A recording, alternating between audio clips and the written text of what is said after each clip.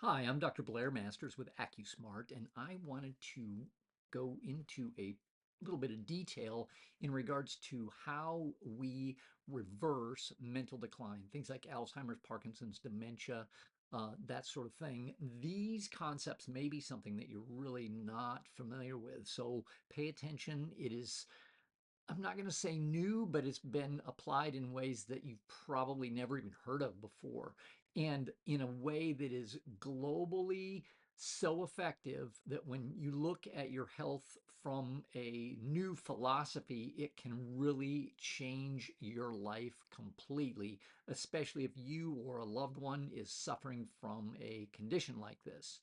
I'm going to push myself over to the side here so you guys can get a better view and give a little bit of information about myself. I'm a third generation chiropractor, the ninth in the master's family. And you might be like, well, what does a chiropractor have to know about anything about Alzheimer's and dementia? Well, I have studied nutrition, acupuncture. Acupuncture actually has been treating things like senility for thousands, literally thousands of years. Electromagnetic healing, supplementation, as in what vitamins, what herbs, what supplements you should take to improve outcomes naturally. I was in practice for 36 years. I've had one of the largest practices in Northwest Arkansas and retired here about a year ago and developed AcuSmart. And it's my online approach to helping patients understand what it takes to be healthy and helping them implement so many of the things that I learned at home and not just having to rely on going to the doctor, going to the pharmacy, getting a prescription, and just going along with what Big Pharma has decided is best for your health because let me tell you, they do not have your best health in mind. That is particularly the case as it relates to things like Alzheimer's and that sort of thing, as well as some other diseases. But that being said, what is AcuSmart? It is a specialized approach to mental decline, and we treat other things as well, but we use electroacupuncture. Now, you may have heard of acupuncture. It's been around for thousands of years in many different forms, but the way that is easiest for you to help yourself with it at home is using an electroacupuncture treatment device that we provide when you become a member of AcuSmart. Specialized nutritional support. We'll get into a little bit of detail on that with this presentation. A specialized diet for the brain. There are some really interesting and exciting studies that have been out here in the last 10 years that relate to how you should eat to help your brain function better and get rid of dysfunction. Um, Dementia performing preventing exercises. These are not only physical exercises that you do, but also mental exercises that you do. And we add in to those oxygen therapy. Now, if you're familiar with this at all, you may have seen folks who are like running hard on a treadmill and breathing really hard, pure oxygen. That is not necessarily what I recommend. We recommend a way that's easy for you to implement at home, doesn't require a doctor or prescription or anything like that. And then also low-level laser therapy recommendations. There's also some very exciting therapies, and I saw tons of results in my clinical practice that relates to laser therapy and implementing that as well. And there's some easy protocols that are very, very good for this kind of problem in regards to preventing it. If you're like, oh, my mom had it, I want to make sure that I don't get it, or my dad does have it, or my spouse does have it, and I want to see what I can do about lengthening the amount of time that they have and enjoying my time with them better in delaying things like really, really costly at-home, in-home care, or even more costly care at a facility. So let's get into this just a little bit more. The most important thing is with AcuSmart, we take a very holistic approach to your problems, including problems with dementia, senility, Alzheimer's, that sort of thing, Lewy body syndrome, Parkinson's, those kind of neurological brain related issues. If you're here in the center of what we call the triad of health, and the major cause of the problem may be, and let's just use as an example, toxins in the brain, but you only take vitamins and don't ever get rid of mercury, which was a big factor in my dad's case. I'll talk more about that here in a minute. Um, if you don't get rid of the toxins and just support it nutritionally, you're just spinning your wheels because you'll probably never really get results. And then you'll be like, oh, that program or that doctor didn't help me. Or if the problem is a situation where you're your spouse or loved one is consuming foods on a regular basis that inflame the brain and actually create inflammation in the brain because of sensitivities or even allergies, then it's a situation where it doesn't matter what you do. You could take medications, you could take all the nutrition in the world, you could work on the electroacupuncture situation, and none of it's going to help. And this is why we take a global approach, because when you take a global approach to any health problem, really you're eliminating every particular cause, and there's no roadblocks in the way of you getting well. It's kind of an exciting way to approach things. So, by the end of the course, the AcuSmart dementia prevention program, you're going to know how to tell how bad the problem is. As a matter of fact, the tests that we recommend you perform are part of the downloads of that, and we will provide those for you free if you'd like. If you'd like to kind of see where you stand now, we have 3 different tests that we recommend. Some of them kind of overlap, but they really do give a good idea of where you stand, where your loved one stands in regards to dementia. What you can do nutritionally, what vitamins you can take, what exercises you can do physically and mentally, as I talked about, some breathing exercises that you can perform to help. And we also, if you become part of AcuSmart, send you a quick, easy at-home finger prick test that you can send off the blood, put it on a little blotter paper, send it off, and you'll get back a full report with my recommendations on things that your brain may be swelling your brain, inflaming your brain because of allergies, sensitivities, that sort of thing. And these may be foods that you're like, oh, that's one of my favorite foods. I didn't even know it was bothering me. I was sensitive to it, but this test is for that. So that being said, with these lessons, you can move away from managing the decline, and in some cases, managing the decline is the best we can hope for. If things are too far gone, but we can delay going into an institution for 12 months, that could save you close to 100,000 a year. If we can delay having to have full-time person come in while another spouse is maybe at work or something like that, that will save thousands and thousands and thousands of dollars. But many times we can move away from managing the decline to active improvement.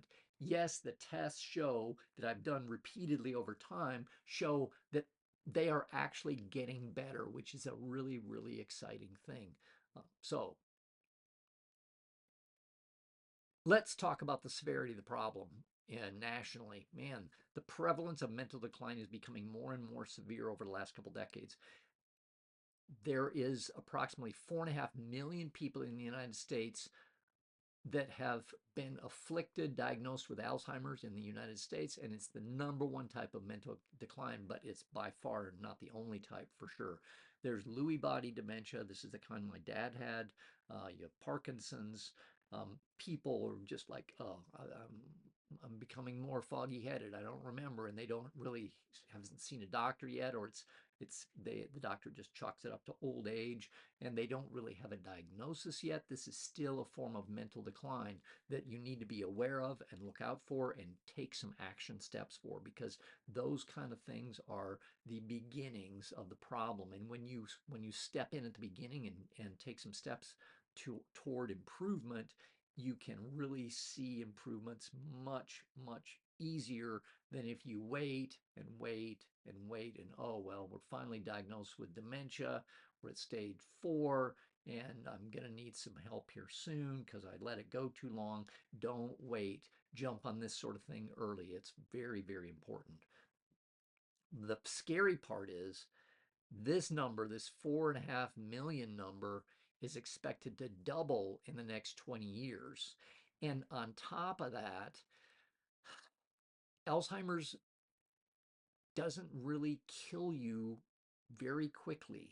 It doesn't. It is very, very slow, but the end stages still require intensive care. So it's extremely expensive while you're going through the end stages of the disease process.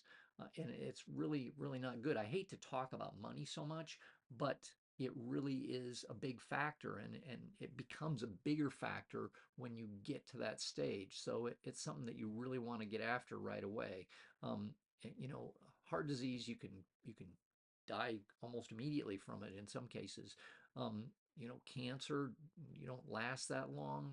Can be very expensive. You don't necessarily last that long. But Alzheimer's really is one of those diseases that does not kill you quickly. It's very agonizing for you as you're going through it while you know it, and eventually not. And then is extremely agonizing as well for the family too. So, and then 50% of people over the age of 85 have been diagnosed with Alzheimer's disease. It is very common, very prevalent, and becoming more so. So it's really something that you should consider taking steps for. What about me and my family? The average cost for caring for someone with Alzheimer's is $60,000 a year. A private room in a nursing facility, $82,000 a year. Then these are older statistics. These are the latest I have, but they're not up to date for sure. The average rate for unskilled home care assistant, people who come into your home and work, is $44,000 a year, and that's for a 40-hour work week. This leaves 128 hours of the week that isn't covered for that fee. So this really leaves a large window open for someone who has to take care of a spouse or a loved one, or taking shifts to take care of mom, or whatever the situation is. Medicare has its limits. They really have limits. Medicaid is one of those things where they expect you to not have any assets whatsoever if you want to qualify. You basically have to be penniless before they'll start kicking in. So relying on the government for help with this sort of thing is not really a good idea at all. Taking action, taking it into your own hands is really the best approach. So what do? We can add months or even years to productive, fruitful life, delay or avoid altogether entering into a care facility. Pharmaceutical companies would have you take medications with some pretty significant side effects, and those are not only expensive medications, but they also really just barely make a dent in how quickly the disease progresses downward. You really don't save any money. You might see a tiny bit of progress with those, but I would encourage you to look into this, do some research. I have some videos on that on my YouTube channel, and look into that, because taking pharmaceuticals and thinking that they're going to help you with this kind of problem is a fool's errand. It really is. There's just no research that backs that up at all. Let me tell you a little bit about my dad. I went into this just briefly, alluded to it. The part of the reason I became really interested in this is my dad was diagnosed with dementia. He had Lewy body dementia, which is very similar in a number of ways to Alzheimer's, and actually in some ways you can't really tell the difference when you're going through it. The biggest way that the diagnosis changes is how it's presented, like how it looks when the doctors do all the tests and that sort of thing. Couple of things. Here's my mom and my dad at the Great Wall of China. They were world travelers. This is them in South America when they across the equator. So they were very active. He was fit. He really exercised a lot and that sort of thing. But it was one of those things that we just saw start to kind of creep in. We're a little confused because he always seemed so healthy and seemed so fit.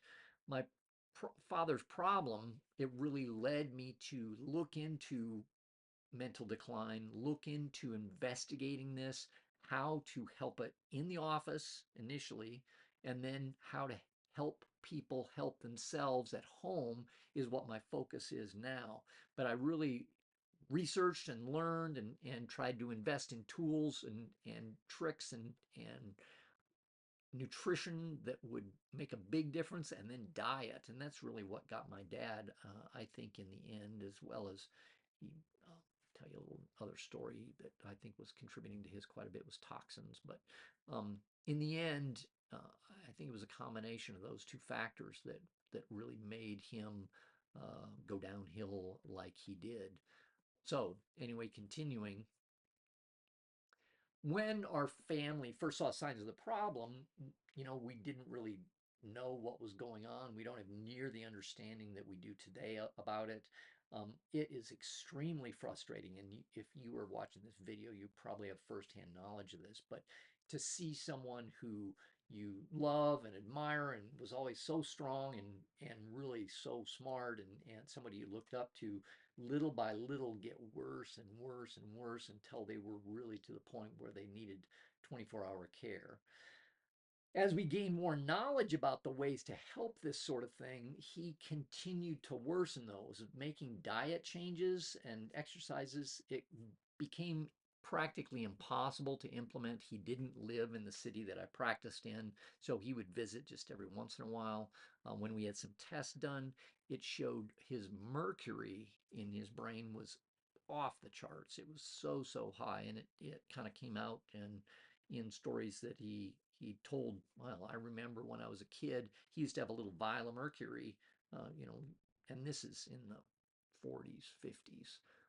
He'd had a little vial of mercury, and he'd play around with it and put a penny in it and make the penny look very shiny and that sort of thing. Well, when you're exposed to mercury, which is extremely toxic to the nervous system, it can cause some significant problems. And we worked on detoxifying him. The other thing, he was really kind of a sugar hound. He really liked his sugar in his diet, and we worked on that, but getting him to implement those changes, especially after he didn't really understand why he had to change his diet, was harder and harder and harder to do.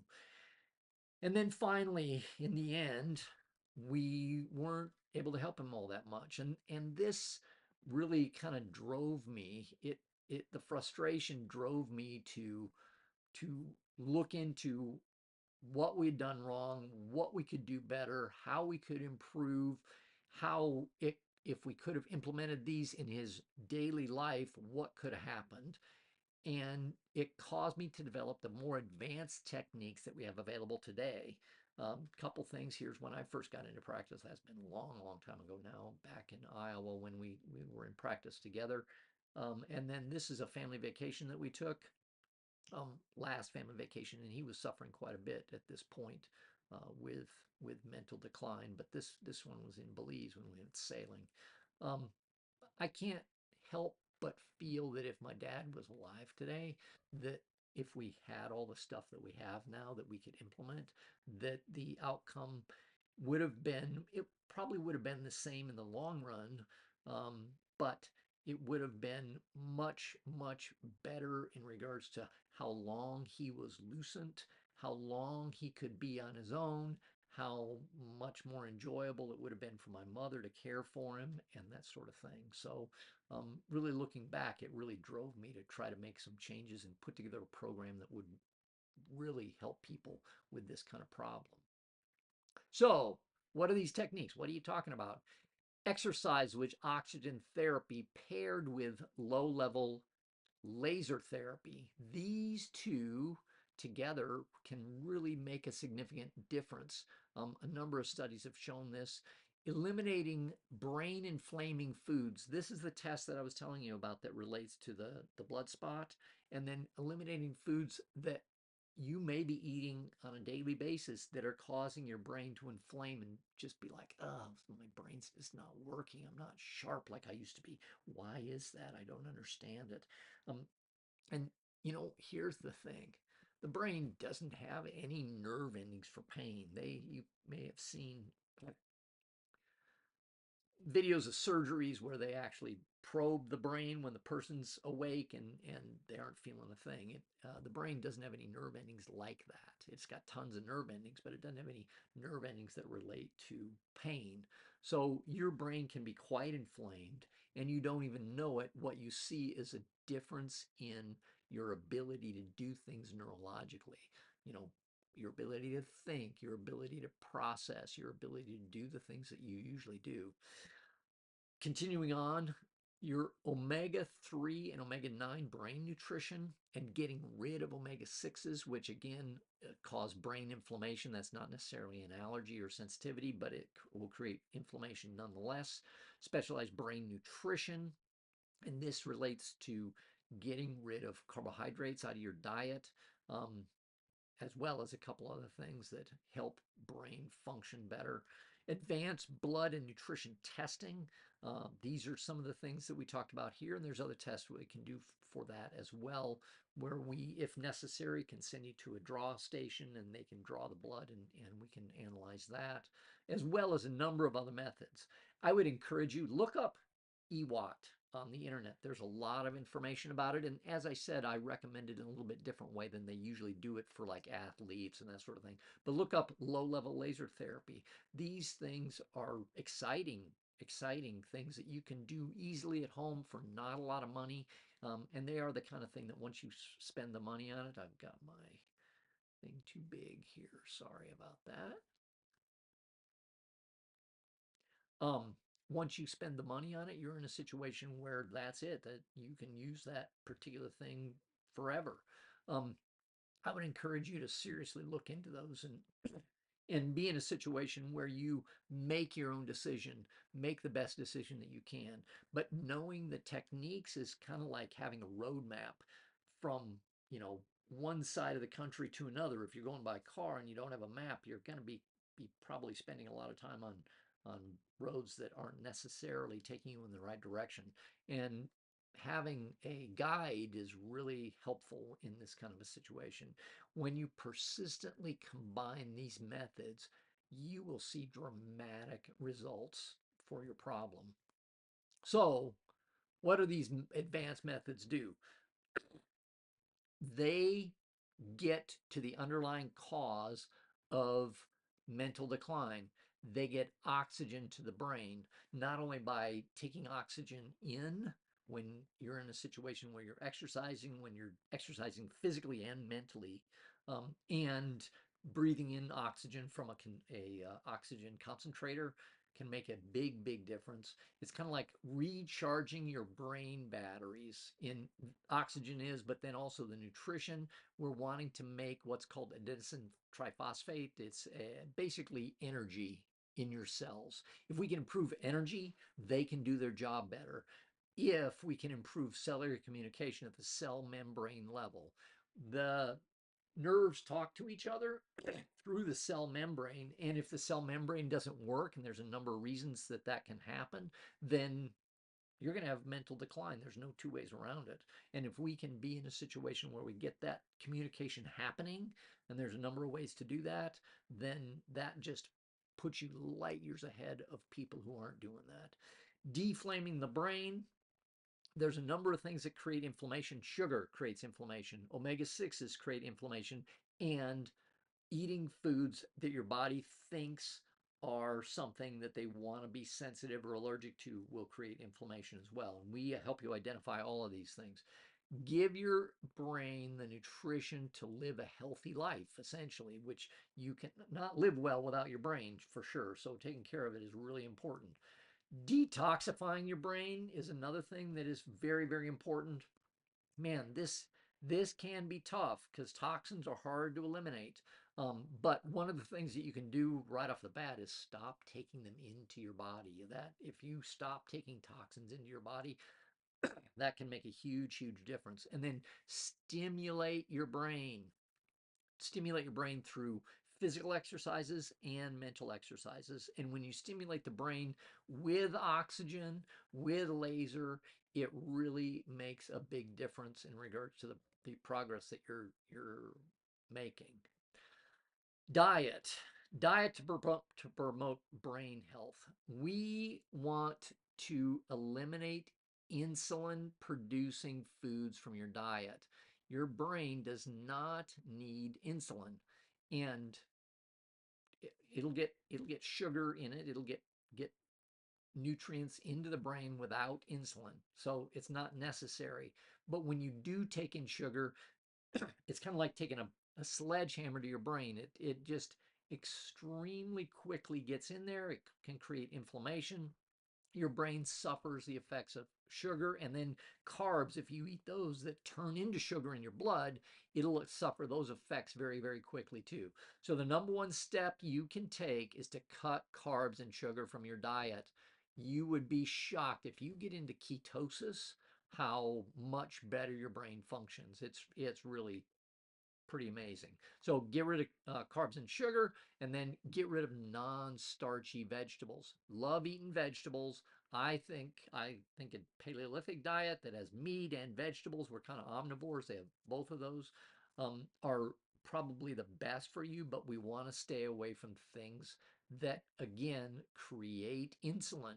So stay away from white potatoes, and I think in many ways, starchy vegetables are not bad for you necessarily if you don't have this problem. If you don't have a problem with insulin overproduction in your body, no issue. But if you do, if you have dementia, if you have brain fog, then getting rid of these can make a big difference. And then increase quality protein. Quality is important, and wherever that comes from. Don't eat farm raised fish. Other than that, uh, you, you could do a lot worse than farm raised chicken or farm raised beef. If you can afford it, do grass fed beef or pasture raised chickens, that sort of thing. Great. Something that I eat on a regular basis is deer meat. We live out in the country and have a freezer full and eat that pretty much all year long. And the diet that they eat is pretty much what deer have been eating in Arkansas for thousands of years. So it's pretty standard. The same goes for beef. The same goes for chicken. The same goes for fish. Don't eat farm raised fish because they do not have a diet that is conducive to you being healthy. Don't eat farm raised fish. Tilapia, farm raised salmon. Just read the labels. Don't eat that stuff. It's really, really bad for you. But quality protein, increasing that is very, very important. Carbs create ages.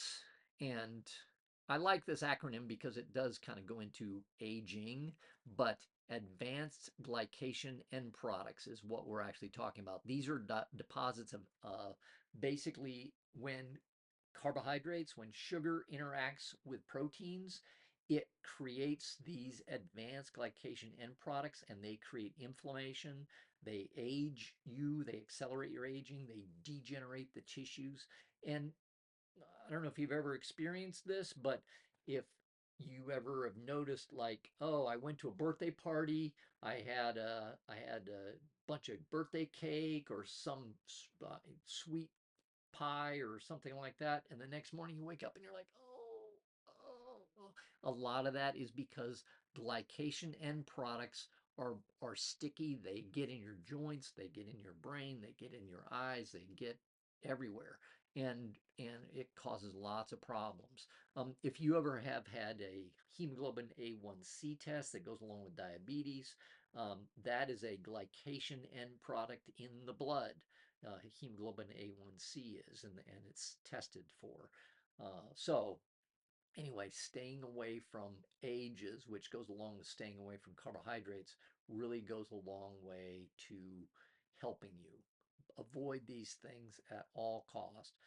It can dramatically reduce inflammation when you get rid of them out of your body.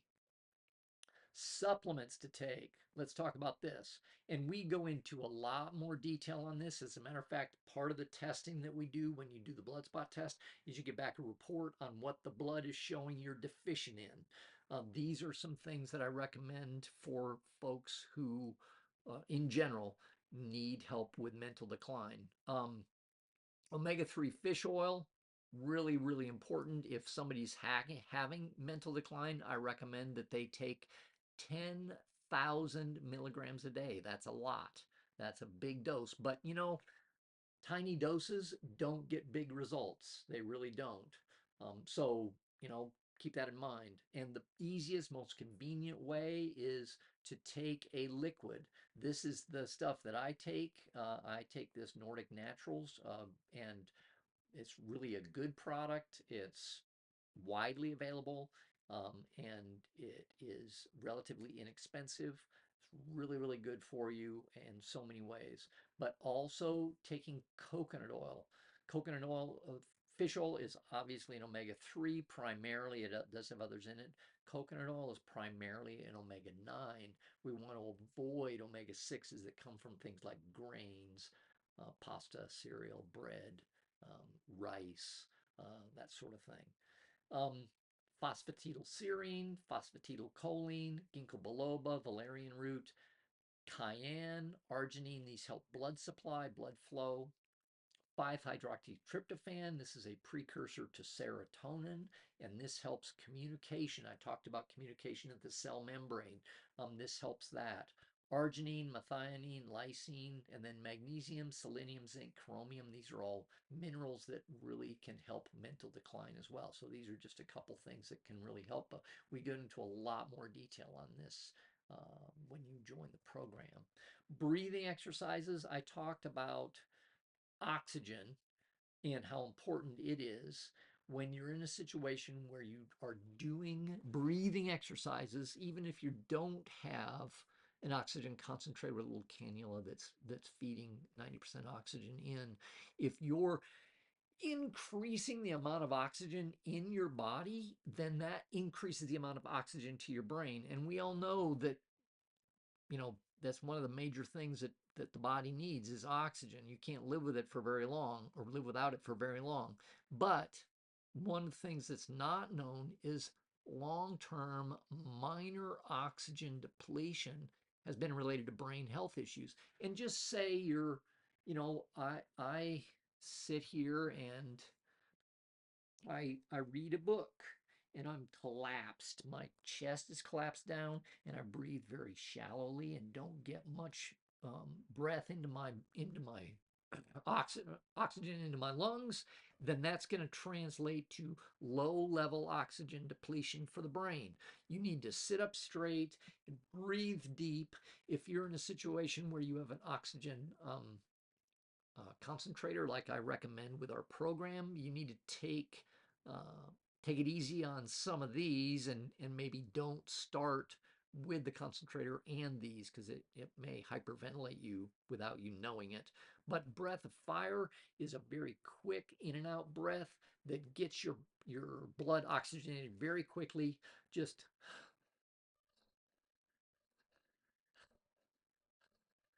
now, I usually recommend with about 5 of those and just stop there and see how you feel. You can overdo it. You can get your face kind of being tingly or your extremities being tingly, but you can work up from 5 to 6 to 7 to 10 and so on. Oxygenating breath, this is breathe in for a count of 2, hold for a count of 4, and breathe out for a count of 3. So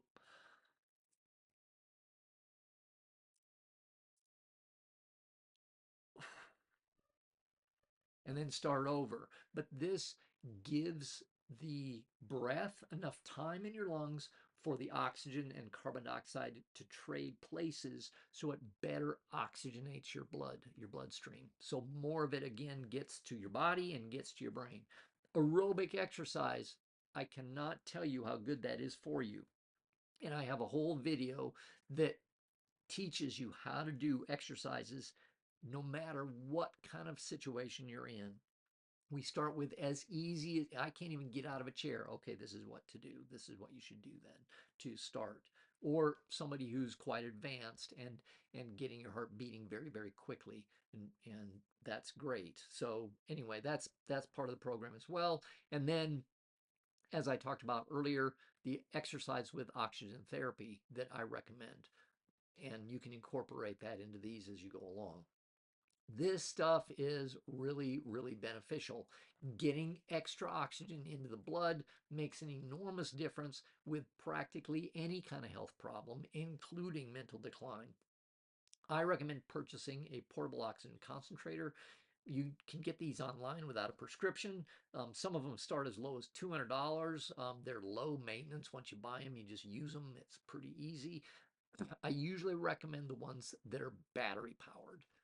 They are a little bit more expensive than the plug-in ones, but if they're battery powered, it's much, much easier to take a walk with them, obviously. You don't have to have an extension cord. It's much, much easier to incorporate it into your exercises. Exercise with deep breathing, when you pair it with nitrogen and oxygen, is a powerful brain stimulator, and it really can enhance your progress significantly. What happens when you have glucose in the blood, which is the sugar? Sugar is what the brain runs on. And if you eat a protein diet, your body can convert that. But essentially what we need, and I talked about this before, is this right down here. We want the ATP. The ATP helps you heal. It helps your body do stuff. It is energy. It is energy. We want more of that stuff so your body can heal up. If you take a glucose and get it into your cells with oxygen, it goes through a thing called the Krebs cycle, and you get 36 ATP coming out the other side of that. If you take that same glucose without oxygen, you get anaerobic metabolism. This can cause lots of problems, but you only get 2 ATP coming out the other side of that. So it's a situation where you really, really need to work on getting your oxygen up and making it so that you're getting as much ATP out of that, because if you have mental decline, your body is struggling and struggling and struggling to get things done. The more ATP that you have, the more you'll heal. It just no two ways around it. Exercise, this particularly helps dementia type conditions. Cardio, weights, high intensity interval training. This is something that I recommend a lot. And anybody can do this if they have the ability to exercise, quote, and aren't just like, oh, I can't even get out of a chair. That makes it a little bit tougher. It really does. But high intensity interval training is where say you're walking at your normal pace, and I'm going to go for a 30-minute walk. And I walk for 10 minutes, and then to start with, for 1 minute, I'm going to walk as fast as I possibly can. And then you're at the end of that 1 minute and you're like, whew, man, that's tough. That's tough. And then you go back to walking your regular pace for 10 minutes, and then you do another 1 minute. And you do this until you're done with your walk. And then you get to the point where, okay, I'm going to walk 8 minutes and go for 2 minutes very, very quickly. This has been shown to increase what's called BDNF, brain-derived neurotrophic factor. It is what helps the brain produce new nerves, new connections in the brain, and helps slow down that mental decline. It really, really does help. EWAT therapy with that, exercise with oxygen therapy, along with HIIT training, HIIT exercise, just can make an enormous difference. But I'll tell you, if you wait till it's like, well, I can't get Pa out of the chair anymore because his mental capacity is so small, then you've waited too long, likely. Don't wait on this. Don't wait. If you do, you're going to regret it. I guarantee it. But make it progressively harder. When you're doing these kind of exercises, it is serious brain exercise. It really, really is. And then do mental exercise as well. And this can be a lot of different things: training yourself in something new, learning a new language. Some people like things like Sudoku or crossword puzzles, and those are great too. There's lots of stuff that you can get on your phone for free that you exercises you can do to help that. Um, but don't neglect exercise. It really does help. Let's talk about some do's and don'ts of mental decline. Um, do make drastic changes. I had a lady whose husband was having mental decline, and she didn't want to make changes because she liked her Coca-Cola. She wasn't having mental decline, she had weight loss issues, but she wouldn't let her Coke go. And of course, her husband likes it, so you may as well have him have some too, because it's his favorite. Well, he never did get results, and she never did either. When you have drastic problems, you need to make drastic changes. It just does not work otherwise. Your lifestyle led you here, and it's too late for small changes. Things have to change dramatically, or you aren't going to see changes in the situation. Do change your diet, do physical exercise, do brain exercises, take supplements like we talked about, breathe, make that part of your exercise program. Don't believe that mental decline is inevitable. It is not necessarily inevitable. Work at it, struggle, work at trying to stop it. It can be done. Don't do nothing. This appears to be happening whether you ignore it or not. And if you ignore it, it's just going to roll over you like a steamroller. Don't just take the doctor's word for it. The internet is available, and there's so much information on there, especially if you have a good health philosophy. I have some videos on that on the internet, so be sure that you're in a situation where you watch those. I would highly recommend that. Research this approach that I recommend. And I've taken, people recommend exercise relaxation therapy, and there's other people that recommend acupuncture, and there's other people that recommend diet, but we're the only ones that recommend this global holistic approach that is so in depth that you can do from the comfort of your own home. Couple books: Ultramind Solution by Dr. Mike Hyman, very fascinating book. Grain Brain by Dr. Daniel Perlman. This one is really, really interesting. Very interesting book. I'd highly recommend it. Don't give in to it. There's nothing we can do, or, oh, my granny had it, so it's just genetic and there's nothing we can do. That's baloney. They have shown that there's so many steps that you can take to help this. Don't give up on it. Don't give up. You will wish you had done something after it's too late. You really will. Well, I wish you'll have regrets.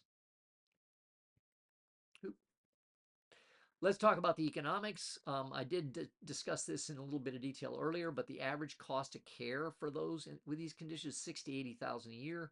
If you can delay care for even 1 year, if you can be in a situation where you can hold it off for just 1 year, then it would be 10 times the return on your health investment. And often the results are much, much better than that. 24-hour care can often be delayed indefinitely if you have commitment and work and don't give in to, oh, well, he loves his apple pie, so I'm just going to let him eat as much as he wants because, he's just getting old. So you may as well just let him have his last bit. Don't do it. It's not worth it. But the biggest value really is not in dollars.